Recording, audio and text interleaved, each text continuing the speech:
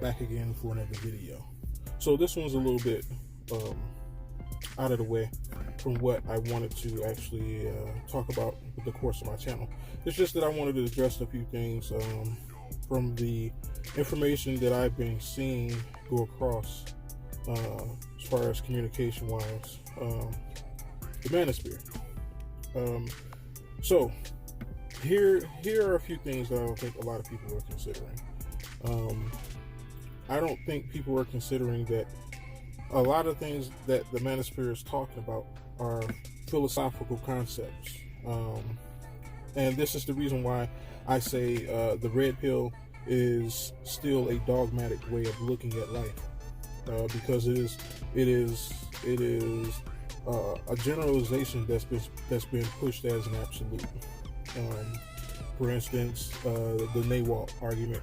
Of course, the NAWALT argument. If you're a purely rational individual, you'll understand that is a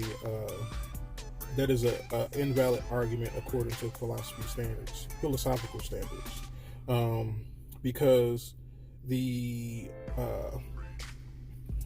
premises, one of the premises is false. So therefore, it makes the conclusion. It can make a conclusion, but the argument is not. It's not sound according to philosophical definition. What I mean by this is generalizations are just that. They're generalizations because they include the vast majority, but it does not include the absolute. So therefore, any arguments that can be made in a philosophical stance for a generalization will end up not being sound eventually, because the premises have to also be valid and true according to, once again, philosophical definition when it comes to a deductive argument being sound. The premises have to be valid and true, and also the conclusion must be aligned with the premises for a deductive argument to be sound. I'm going to link videos about this in the description. But this is also the reason why a lot of women come to the black manosphere and the entire manosphere and get destroyed in the rhetoric, because they don't understand that this is the philosophical debate amongst men. And they don't understand, a lot of them don't understand how to make valid and sound arguments, because they come up with all these premises that sound valid and true on the surface, but when you actually break them down, they end up being the conclusion the whole argument ends up being invalid. It's not a sound argument. That's the reason why y'all get destroyed, and that's the reason why a lot of women, I believe, intrinsically know this, because they're real good at goalpost moving, and they want to they gaslight the premises. So they goalpost on the premises, and then they gaslight them at the same time. That's the reason why a lot of men can't keep up with the arguments, or they get exhausted by the arguments, because you're sitting here trying to chase down an argument when in fact it began off not being valid and true in the first place. This is the reason why you shouldn't even argue these points as a man, because if you understand anything about philosophical rhetoric, is that all the philosophical rhetoric that has reached the surface to get actually into books have valid and true premises.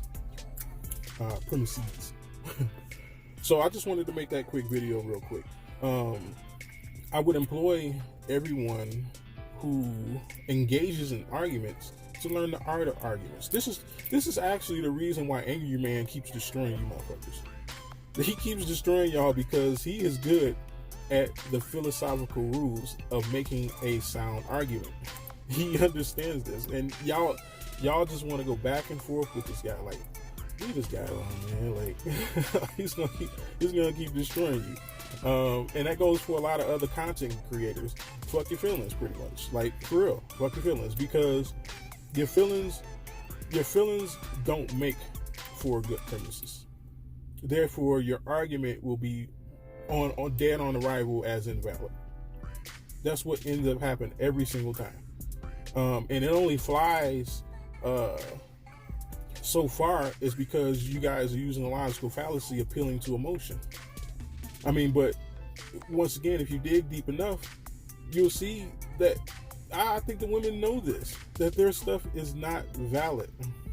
It's not valid at all. It's not sound.